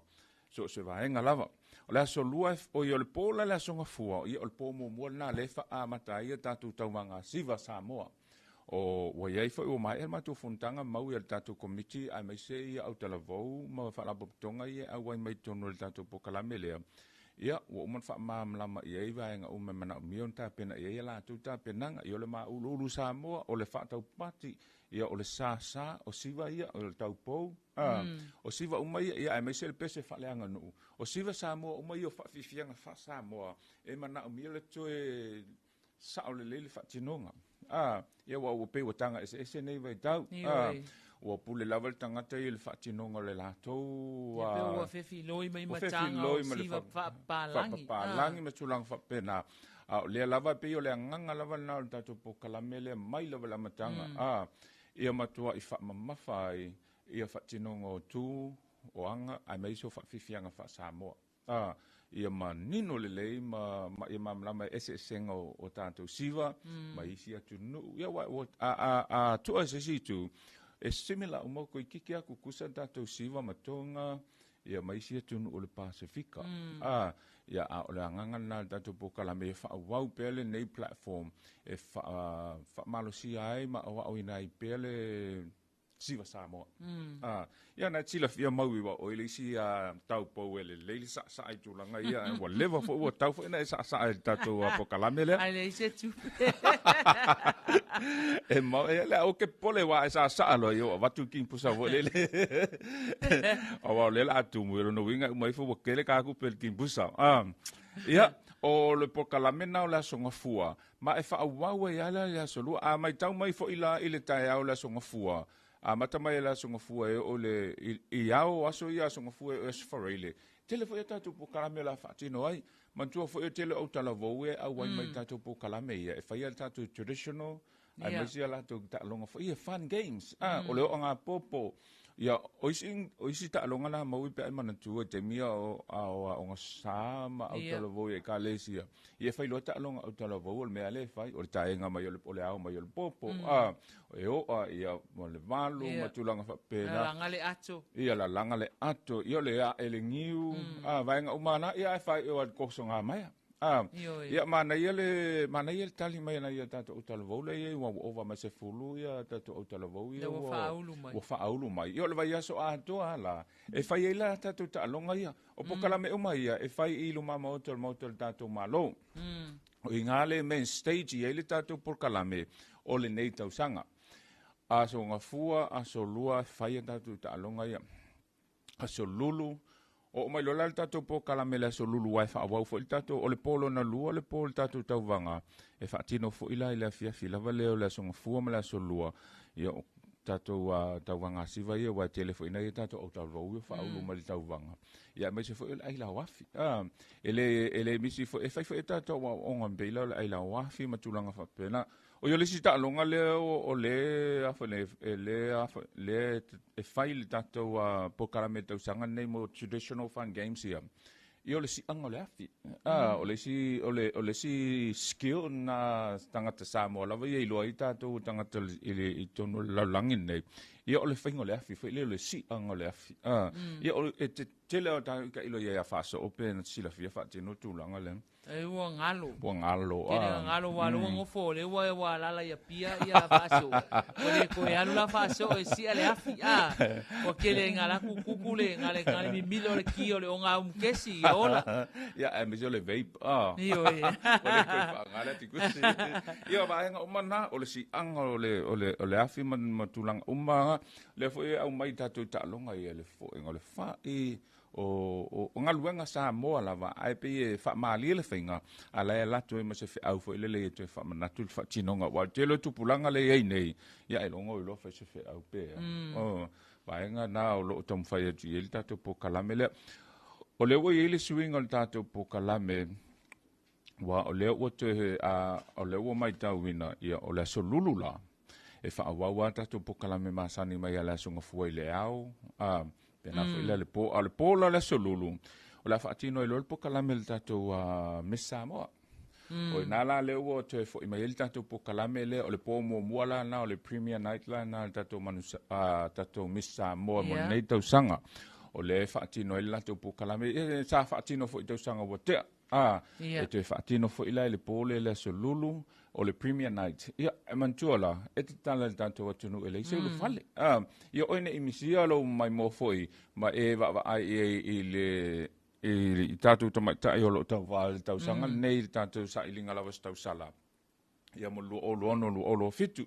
Ia o vaenga o manao le pokalame, pauna si suinga le tātou pokalame le wa iai, ai whaanga solo a vaenga ia peo masani me le asunga fuai le au, e tatala tātou fale ainga, e whaifo e tātou demonstration, mantua fo i o le whai al tātou Culture Tour Village mai le asunga fuai o le sfareile, o ila le tātou Culture Tour le whaatino o le tātou malai le STA Village, e whai le umu demonstration, e whai e tanga pea o la whai le whaalinga o le vaneina o la au matuna wha, le whai awai mai le kolisi le aonga le mwenga, le School of Fine Arts le mwenga, o la tō fwila na le whai la tō whaalinga le vaneina o la au matulang whapena e mawai ia traditional stuff, vaenga umana e whaatau al tātou pokalame lea, o le astofi, o le astofi la le sia solmana ia o le tātou pokalame, awa o ile la whai e whai ma le tātou tu unga whautas, la stofi le whai tātou tu unga whautasi, le tai au le awhasifulu, le awhasifulu le tai au, whai le tātou tu unga whautasi la stofi, la lawe whanga solo le tele o tātou pokalame maasani pe o ti kirikiki, i o le tua i o le tātou Samoa Tourism Culture Village, mai se i o ta alunga, fo traditional and fun games mo au talavou i o whanga solo mai, ma whaawau nisi o vaenga, fo o lo whaawau pe le taimi nei, ai polo la le stofi, e a mata al tātou pokalame, i le pokalame a onga, Samoa na ingalo. Samoa na ingalo la nā le nafa ma le tātou mtanga luenga wa onga, mai se anga nu. O i lātou la nā le nafa ma le tātou pokalame le Samoa na ingalo. O le pokalame o lo avel whaatau o mafa moalo ma whanau wa onga. Kolisi maulunga i tātou wa tenu. O le la wa mai o na iailisi o tātou kolisi o kolisi umanei malmotele se la whai. Ia pensila fia le tātou wa tenu. E wha kolisi malmotele se la whai. Leo le stala, leo wa whaamautu mo le tātou pokalame whaatino iaili Samoa na ingalo nei tau sanga. Ai o le pokalame Samoa na ingalo aia sa whaatino le amtanga o tau sanga nei le amtanga luenga wa onga manga nuu. I le motele lai sa la whai. Ia le lau tu e au mai le tau fō le sa whai e whaatino le tātou pokalame mo nei tau sanga. Ai a nga ilo le lumanai. Ia te lola atala le avanoa mo kolisi uma. Ina ia whaauru whale mai, ina ia tau wale tātou pokalame lea. Ia ole nganga, nai mai tau mai ole nganga lava, ia o mea o tū maanga wha Samoa. E au ngā te lesi la fia whanau nei, ole whaatinonga tātou whaafifianga wha Samoa. Ia, e whai ei nā male tātou variety show. Ole pōmo mo tātou variety show, e whai whaatasi male Premier Night le Miss Samoa. So lulu. So mai le po la stofi whaatino i whaile, mai el tātou Samoa na ingalo, ona whaatino lo le male tātou variety show. Ia, whapenala las whareile whaawawa el tātou pokalame umine o neiva iaso i e whaatino fo i el telo tātou o demonstration. Ai wala na ingalo. Ia o whai ei lo male tātou tawanga oi o le launga tongi o tātou tā longa, o whaafifianga uma, ia tai au las whareile. O le tai au la, le tai au po a whapenei o vevesi luma o le mautal malo i le tātou float parade. Wa le sona le tāwa le tau wina mo a tātou tau sala, e whaatino le tai au na las whareile. Ia umolo so ai lola ia maltato launga tongi e whaailo ai i lātou champagne i tauwanga ia e se sa whaatino nei tau sanga ia e au fi ai kirikiki e au fi ai ia talonga au talavou ia sa whaatino ia e maiso tu unga whautasi o tu unga halo pao o alia mawaenga umana ia o lātou umana nao le ia ili whaamaimoele maltato launga tongi ia e maiso fo i o tātou ta wale teu wina o le whaitatala noa mauile nei tai au Hala ua a matona fa nga solo po kalamel tato wa malo le va nga fo le committee mo me o purification mo le tawanga fo le fa mai no tato no ma fi anga ai mai sela pe ona fa ilo le taimi o to nai ia o le tawanga le o fa i tu malo o le fa i no ma fi anga te tasi a o fa sino i tu malo lima su tasi tu malo tato fa palota Samoa le fa tino el po kalamele o le nganga ia awan i fa pe a wa fa no ma fi anga ia ya no ele awan ele fa tino a fa pe la fa tu malo ia lo no winga ia ngalu lu fa tasile tu malo le e fai la tu te unga ai ina ia fai una alo ia ila to ini tau il tau vanga le a wa pa u point pe fa pe i se fi onga foi le tasi le yo ngalu e fai ma fa le tonu tu pe tu langa na le ile so ile tatu tau vanga na o le purification le wo fa nga solo ia fai le tatu lunchtime show ia so uma la vol tatu po kalamele lu mo tel malo ia ma talai foi le no le atu no nga ia ti o mo tamo tanga le u Paul aso faraile, ia toe wha awawa fo ili tato variety show. Maui o le tele i o tato o wha fie Samoa nei, ai mai se tunu ulei fafo. Leua mawhaiona le stala mai e wha fie tele i o ausiwa mai tunu ulei fafo, leua umana le stala ma e malanga mai ala tau. E o mai ala tau e wha fie le nganga ina ia awai i le tato wha moe moe lea. Ia peo le wha tatianga atuana le tato pokalame. Ia a o la sto nai. Ia e manai fo i la sto nai. Wa le fai ili ta wanga fai le vaenga le o le horse racing o le solfanua tu unga solfanua le fai o tona imatu ia fa tino ala ta tu asosi o ila to le fa tino le ta longa tona imatu ia ai po ilo ta walunga le sa ilinga se tau sala Samoa pe o datu po kalame atona mo le nei tau sanga ile fa ta tianga mal tanga i fele ia i pe fo linga mai umi matulanga fa pena ia o le tele o me ia e fai el vai so ato mai ela sa se ia pa ela sto na lo fa tai sa no ia te no na wa manino fo ile tele o vai ngai pe on fa ta tia ma fo la tu le tato tu no o le tato por kalame o le vai aso le mea sina manatua o le tausanga mua nei le wasui ai le ngoa ai pe ona sa wa ile tato watu no le vai aso le festival o le te wila ia le la watu e suia le tausanga mua nei o le mea sina festival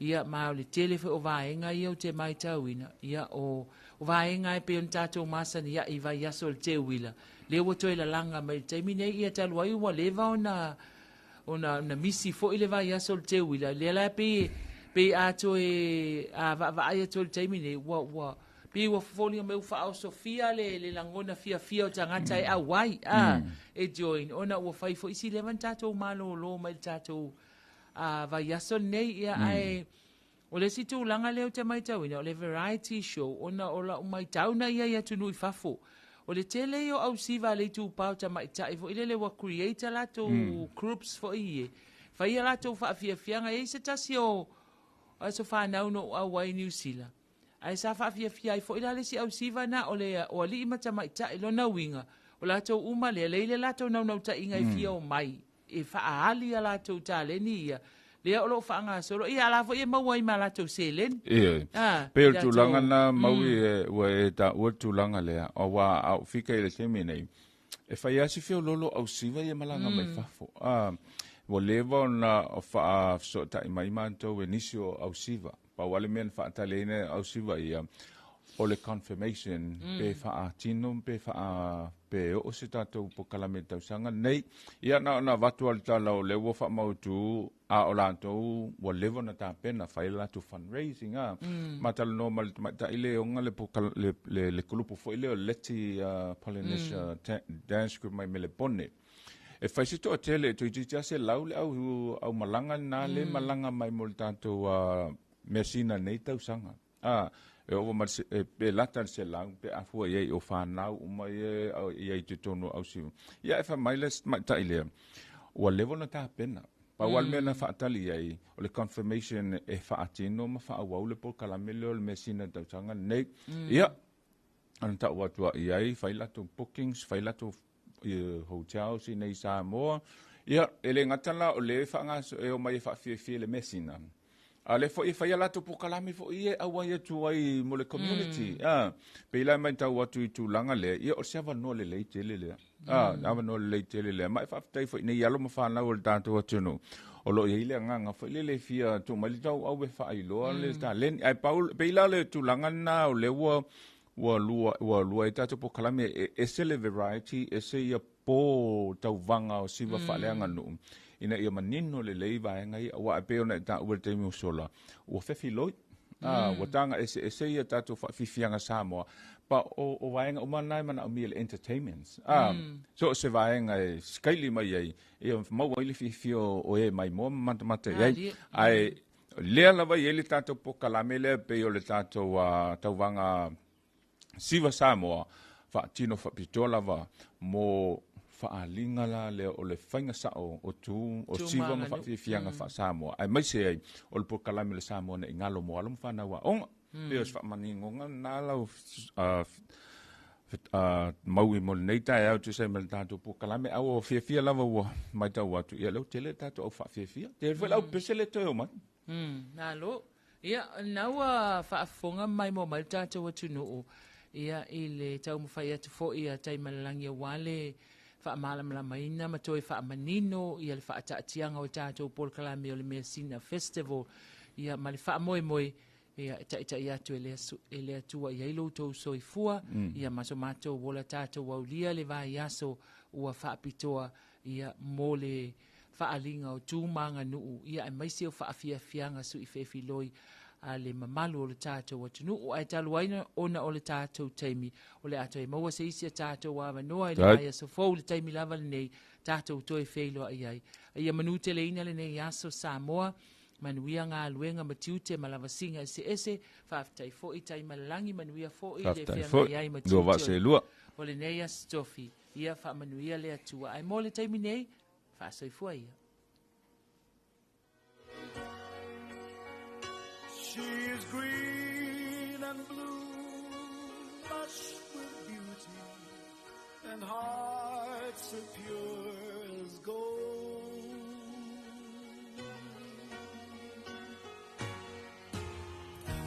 Touch someone with tears of joy. Touch someone